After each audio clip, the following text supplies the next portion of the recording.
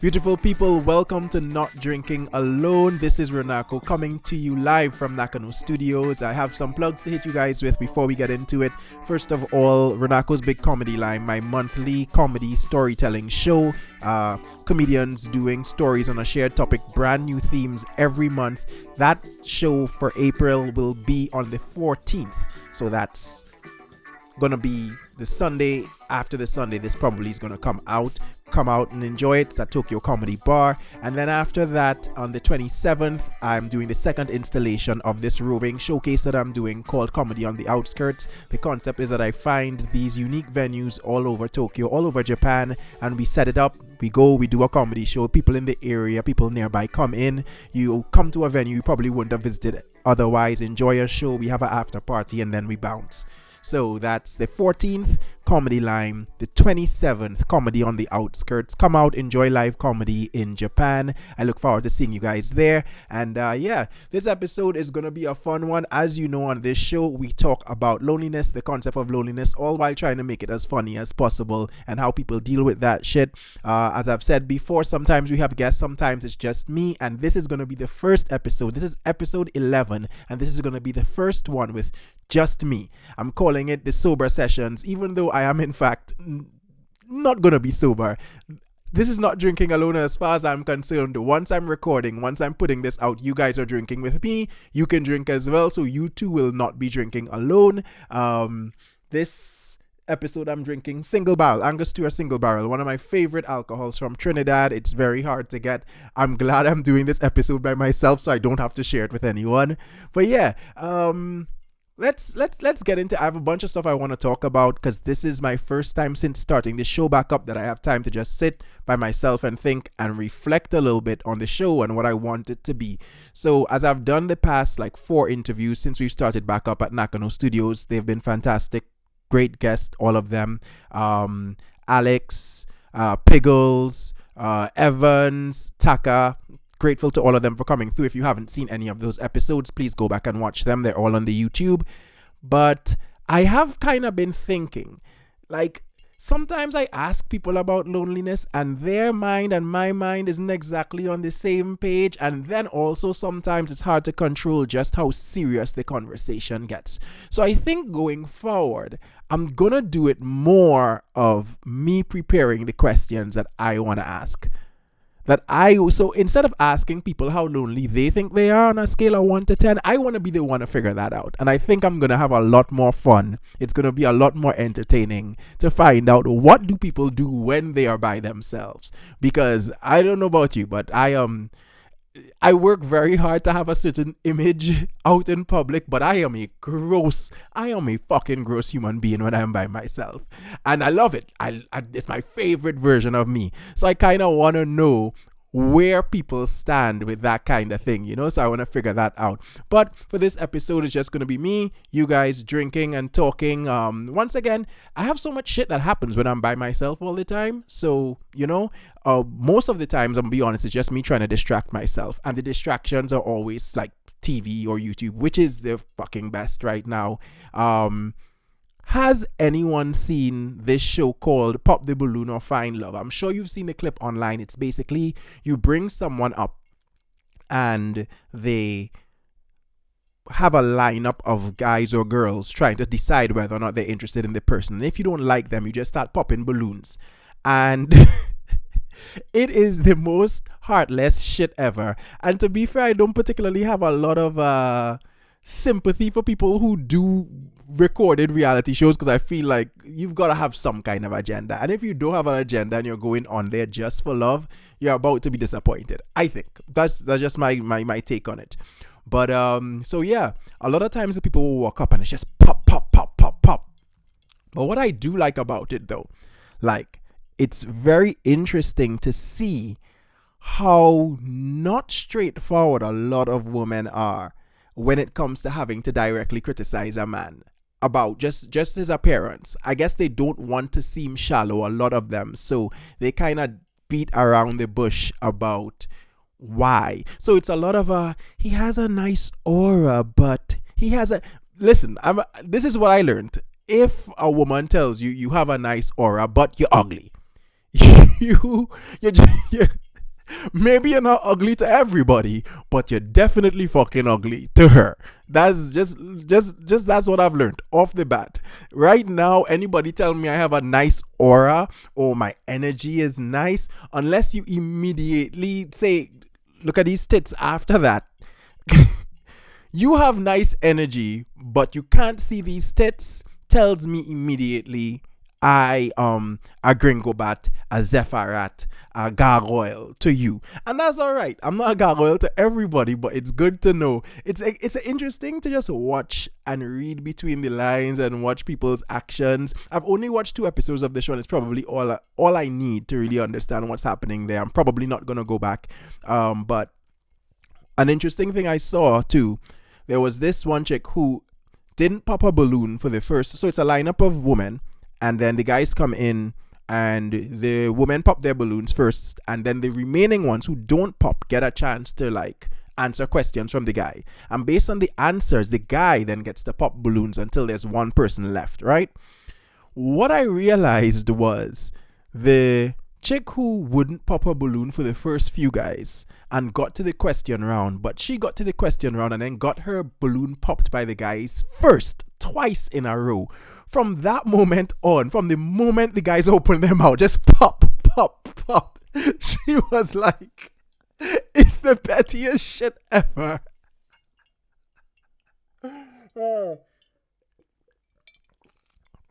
But it's also like an interesting reflection of sometimes what's going on with people has nothing to do with you at all.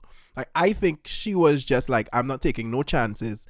I gave the 2 guys before, they mightn't have been perfect in my eyes. I gave them chances and they immediately embarrassed me. And I'm not taking no more chances with this shit. So I'm just popping balloons like a savage out here. It's a little bit of a, it's someone like me, I don't like being embarrassed, man. I'm gonna stay alone forever, which is pretty much what I'm doing, rather than having to be embarrassed. And yeah, that's a no for me. But I think I would do that show. I think you do that show, and then after that, unless everyone pops their balloon immediately, in which case you need to be put on suicide watch with fucking immediacy. If you step up and there's not a single balloon left unpopped, you need to be put on suicide watch immediately. But if I do that show and I get through one person, I think that builds up so much resilience in me. I'm out in the bars, I'm like, hey, and they go, nigga, and then I'm like, all right, that's all right, respect to you, you do your thing, and I just keep it moving. I might do the show for that. I might, if it ever comes to Japan, I might be down to do a little get balloons popped in my face kind of shit, build up your tolerance, get a little vaccine. Some people don't believe in vaccines, but that definitely gonna inoculate you against some shame shit. So I've been into that. I finally caught up with the old X-Men. So now I'm starting the X-Men 97. Is it just me, or is there something weird about the way these people's mouths are synced to the speaking? Is it just me? The voiceovers are synced up weird in the new one.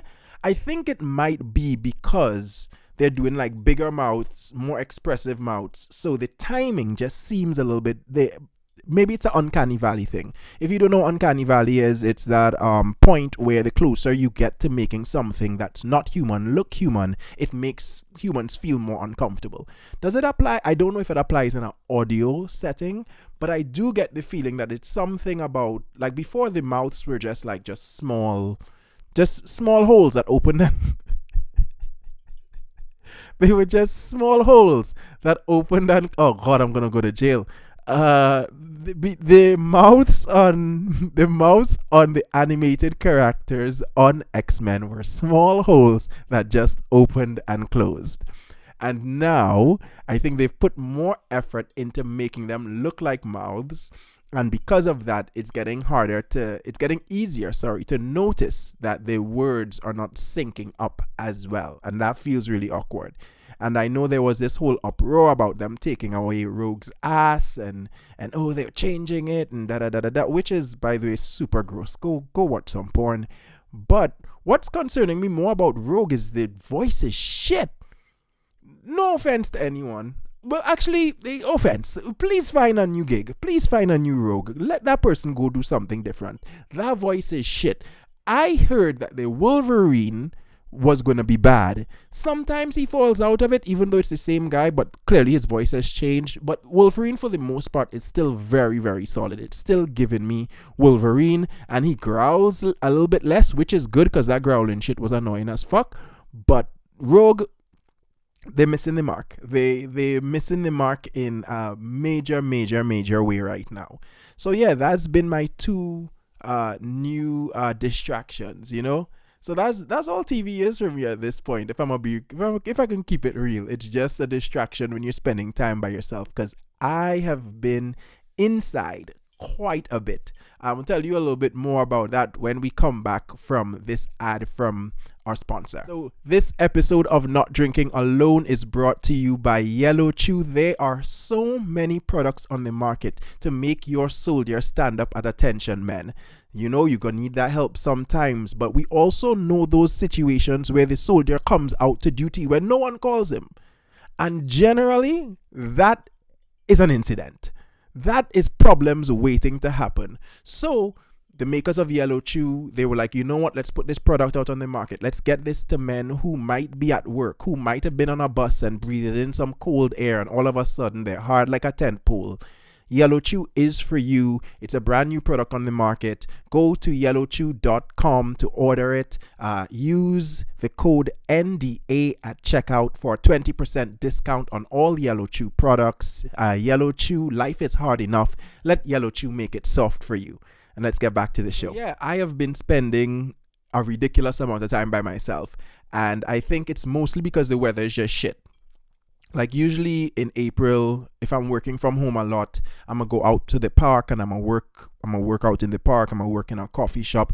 But you know, I just moved to Tokyo. Tokyo living is not a fucking... Here's the thing in Japan. Unless you go into a park that you can walk to, leaving your house is gonna cost you a significant amount of money. So, you know, I had my whole last year, I set my whole thing up. I'm like, all right, today's a savings day. It's sunny, the weather is decent. Boom, go out to the park.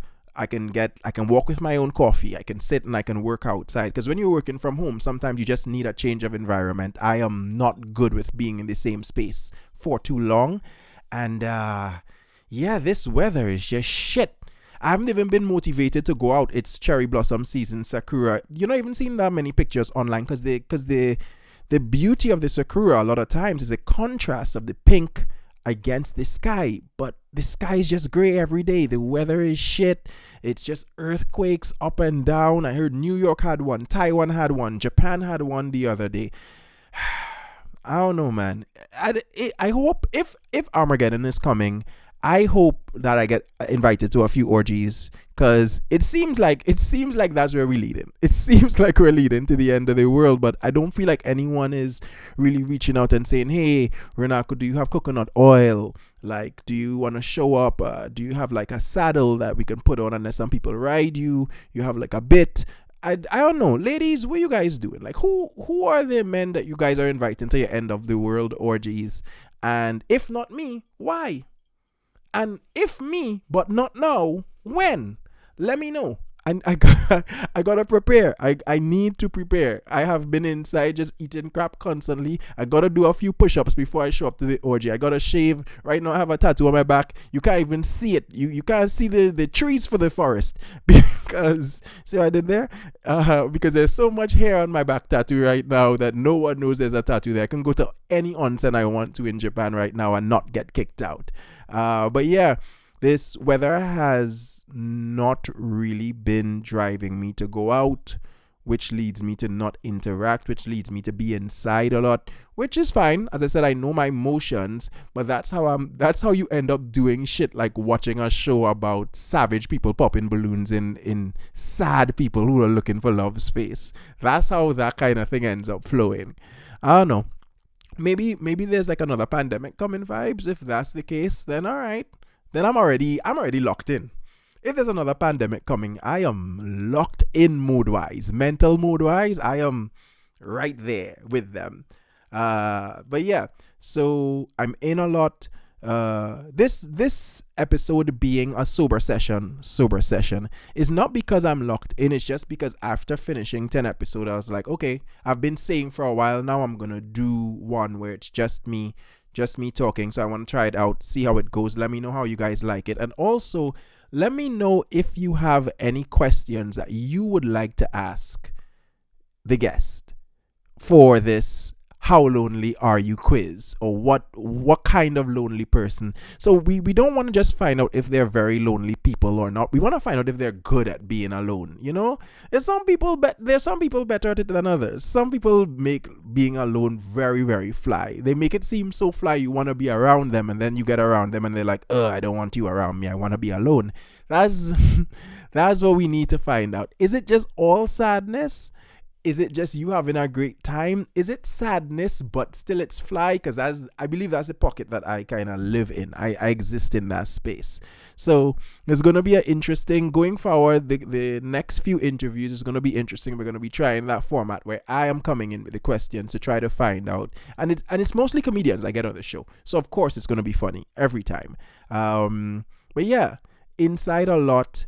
And I'm gonna be honest, when I go outside and I interact with people, it's not inspiring me to continue doing that. It's not inspiring me to continue doing that at all.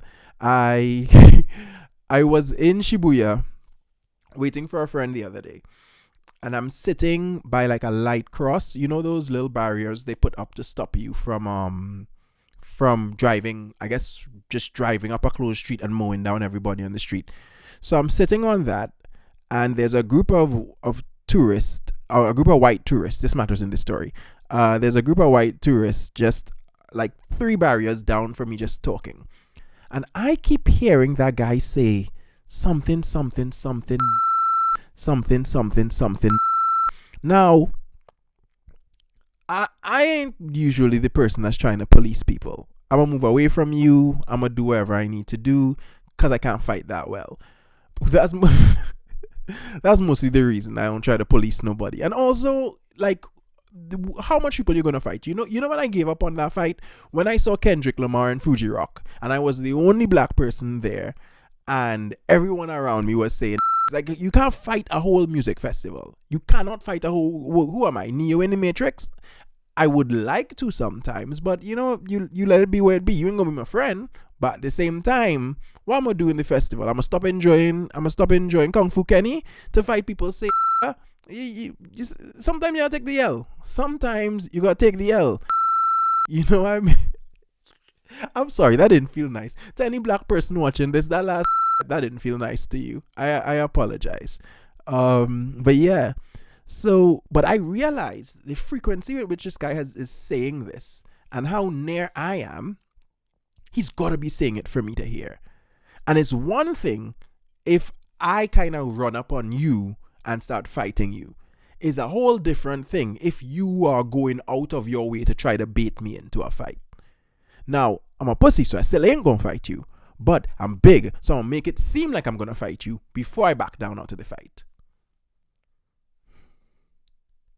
So I start staring at him, just waiting for him to look over, because in my mind, he's doing this on purpose, trying to get my attention, right? So he keeps doing it, and then I look away for a little bit, and then I hear him like suddenly apologizing. Just, oh, no, I wasn't saying that. That's not what I was saying, da-da-da-da-da. So I look over to see if he's apologizing to me, and I realize he hasn't even noticed that I was looking to him. He apologizing to his friends, and then he looks up and he sees me. And he starts freaking out. He starts trying to explain to me that what he was telling his friends about was the other friend was inside buying a Snickers. And apparently he kept saying Snickers, but I was hearing it like, and his friend was hearing it like. So when his friend asked him about it, that's why he started to apologize. So he is over by me, and you know, I'm not that kind of person, and I wasn't saying it. But this is why I fuck with white guys sometimes. These people don't know me from Adam. they don't know if I am the kind of person that would get aggressive or something like this. So he turns to his friends and he goes, "Right, guys, I was just talking about Snickers." And his friends go, "That's not cool, man. That's not cool." So now I am enjoying this shit so much that I have decided that I am not going to I'm gonna wait till the end of his explaining to just be like it's no scene. So I'm just trying to keep a straight face. But the whole thing is funny because he's panicking more and more and his friends are ignoring him. So then the one who was in the 7-Eleven comes out. So he starts trying to get the friend to show me the Snickers to confirm that he wasn't saying. And the friend, he was about to pull his hand out of his pocket, but he reads the situation and he leaves his hand in his pocket and he goes, "What are you talking about?" I hate that kind of friend. I don't want that kind of friend for myself, but to see it happen to somebody else was immaculate. But also at the same time, I was just sitting by myself minding my business. While it was humorous, if I stay in my house by myself, I don't need to possibly end up in a hate crime, because that's how it seemed like it started out. But in the end, it kind of wrapped up. It was what it was.